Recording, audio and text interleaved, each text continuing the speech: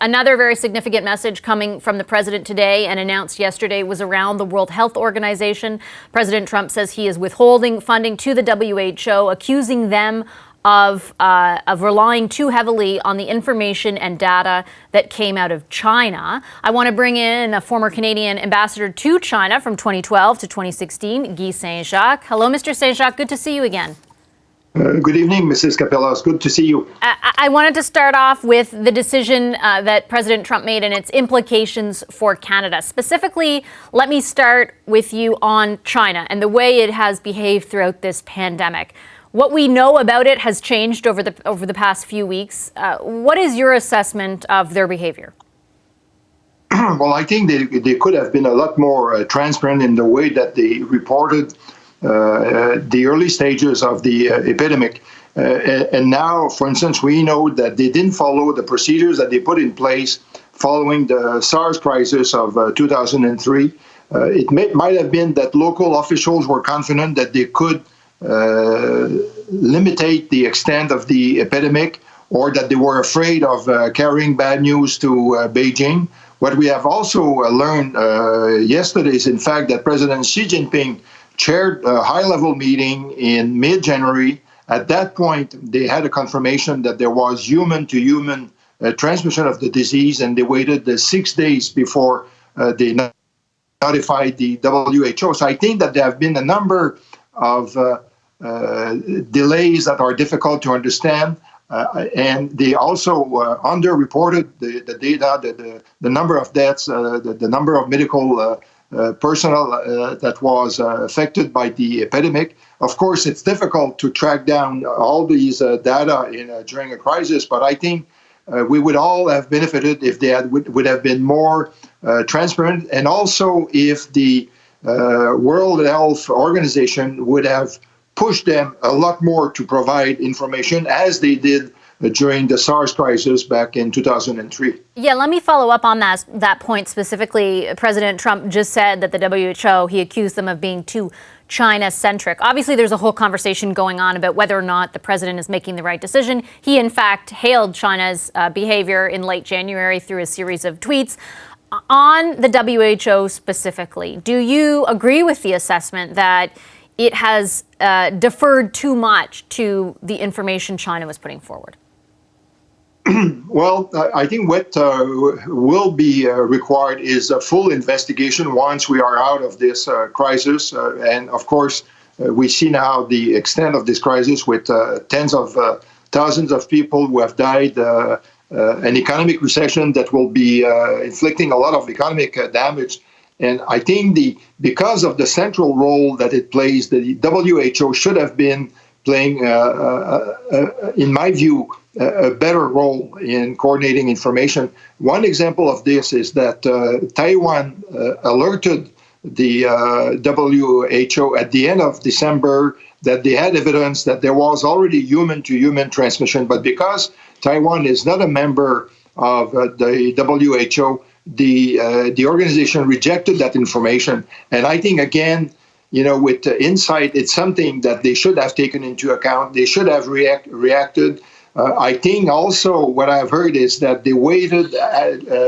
China asked them to delay declaring this an international emergency because they wanted to have the time to put in place their own measure in Wuhan. So with insight, we can see a number of steps that could have been taken by the World Health Organization that were missed. So what are the implications for the federal government here?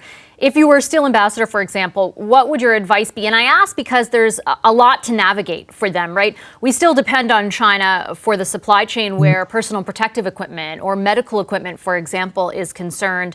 There are still two Canadians, Michael Spavor and Michael Kovrig. We've talked about it many times, Mr. Saint-Jacques, who are still detained in that country. How difficult is this for the federal government to navigate, and what would your advice to them in this situation be? Well, of course, it's a very difficult situation that we are in right now. By the way, there has been no consular visit to Mr. Kovrig and Spavor since January. The Chinese have said because of the epidemic, they would not allow any of those consular visits. So we don't know exactly what's happening with them, whether there has been any outbreak of the the virus in the jails where they both are located. And so this is worrisome. But of course, for the Canadian government right now, the priority is to get equipment. And I think that Ambassador Barton and his team are doing a great job trying to find reliable suppliers, ensure that standards are respected, because there were a number of cases where medical equipment was exported and it was discovered that it was not up to international standards.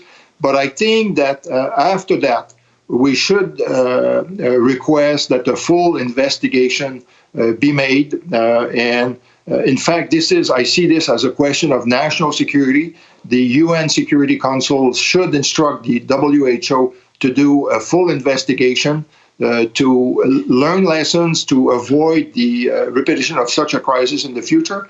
And also, I think, we have to call on a country like China that they have to be more transparent in the future, because if they had been more open, I'm sure that we would be in a very different situation now. So maybe now is not the time to press for that kind of information, but eventually we will have to get there. What do you think the implications are for the WHO and Canada's reliance on information coming from the WHO? Should there be a larger degree of skepticism, for example, from the federal government, given some of the information that the WHO passed on from China? I think, for example, of what you pointed out, the evidence at the time, the lack of evidence, they said, of human-to-human transmission.